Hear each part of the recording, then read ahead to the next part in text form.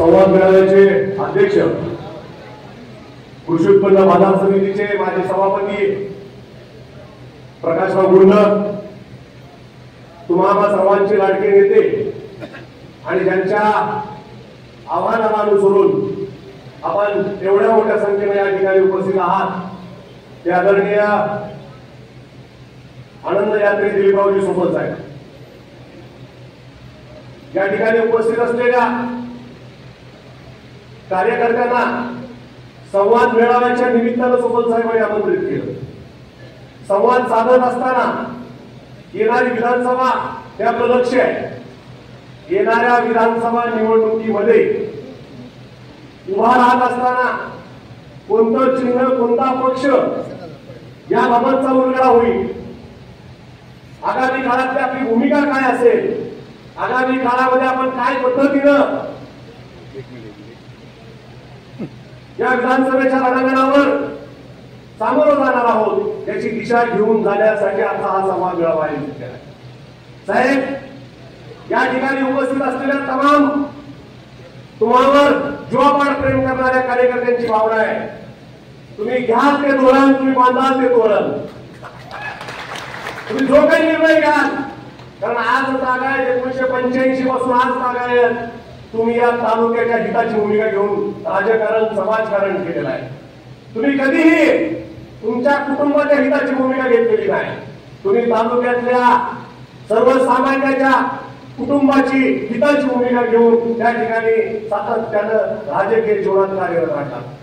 आज वास्तविक पाहता या सगळ्या राजकीय पार्श्वभूमीवर विचार करत असताना आपण पाहतोय तालुक्यातली परिस्थिती कशी आहे. अत्यंत पोषक असं वातावरण आहे. कर्म धर्म संयोगानं आपल्या प्रतिस्पर्ध्यांनी त्यांचा पराभव त्यांच्या हाताने लिहून ठेवलेला आहे. फक्त आता आपण जागृतपणानं, आता राजाभाऊ काकडे म्हणजे तसं रात्र वैरायचे नाही, दिवस सुद्धा वैरायचा आहे. अत्यंत जागृत राहणं गरजेचं आहे. कोणतीही चूक आपल्याकडून होता कामा नये याची काळजी घेणं गरजेचं आहे. आज या ठिकाणी काम करत असताना सोबत साहेबांनी जे जे काही काम केलं ते सर्व तालुक्यातल्या आबालवृद्धांना माहित आहे. मग शिक्षण क्षेत्रातला असेल, सहकारातला असेल, उद्योगातला असेल. आज सोबत साहेबांच्या माध्यमातून बार्शी शहरामध्ये 3 औद्योगिक वसाहती आहेत. MIDCची पायाभरणी सोबत साहेबांनी केली. 3 औद्योगिक वसाहतीमध्ये सुमारे 3000 कारखाने, सुमारे 15,000 तरुणांना त्या ठिकाणी हाताला काम मिळालंय. शिक्षण संस्थांचं म्हणाल तर गावोगावी शिक्षण संस्था त्या ठिकाणी स्थापन करून शिक्षण सम्राट उभे करण्याचं काम सोबत साहेबांनी केलं. त्या माध्यमातून प्रत्येक गावामध्ये 14, 15, 20, 25 लोकांना रोजगार मिळाला.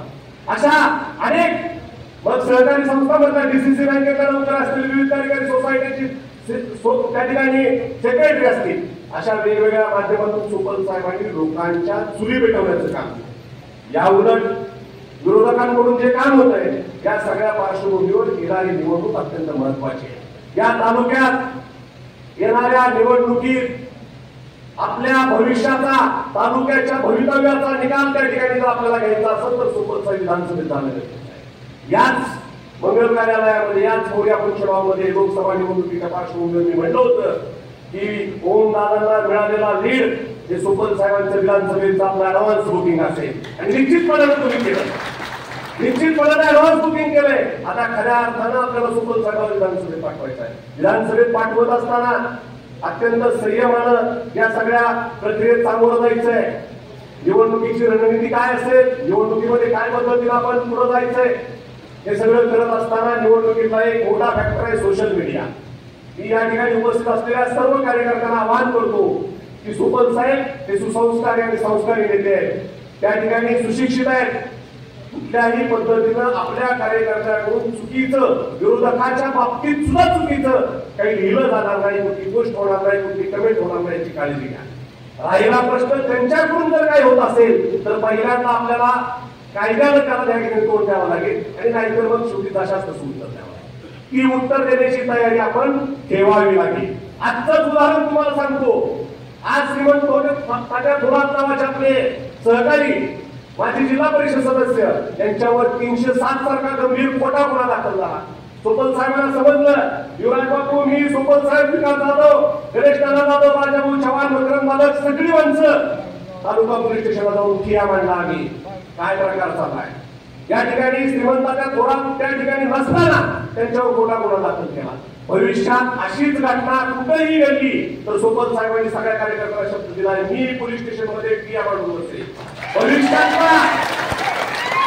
भविष्यातला कुठलाही एक गुन्हा असेल तो पहिल्यांदा दिलीप सोबत आरोपी असेल आणि मग तुम्ही असाल. काळजी करायचं कारण नाही. खोट्या गुन्ह्याला भीक घालायची नाही, तशाच उत्तर द्यायची तयारी ठेवायची. आणि भीती म्हणजे काय असतो?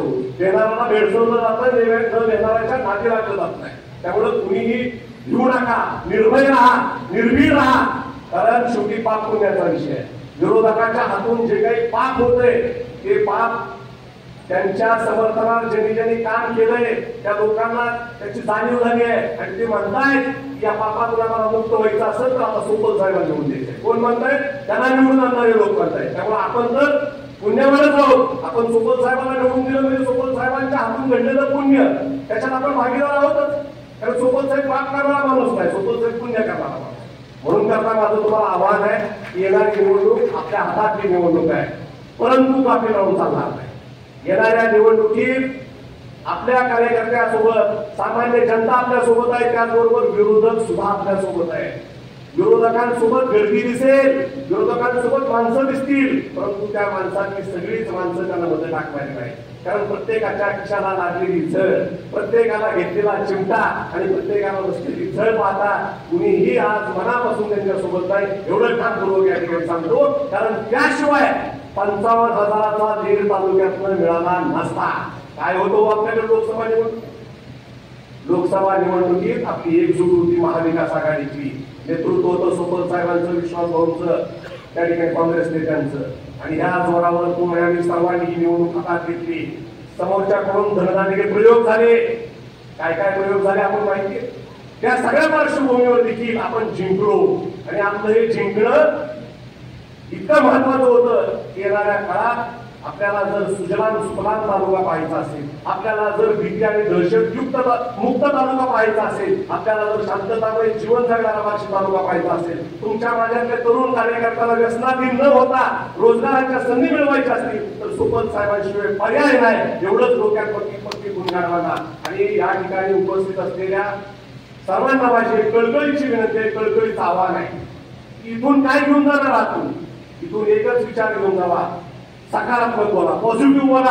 आपल्या नेतृत्वाबद्दल, आपल्याच कार्यकर्त्यांबद्दल पॉझिटिव्ह बोला. नक्की निश्चितपणाने या पॉझिटिव्ह बोलण्यानं एकही माणूस आपल्याला खचणार नाही, बुजणार नाही, त्या ठिकाणी थांबणार नाही. थांबणाऱ्याला पळवा, पळणाऱ्याला आणखीन जोरात पळवा आणि येणारी निवडणूक जिंका.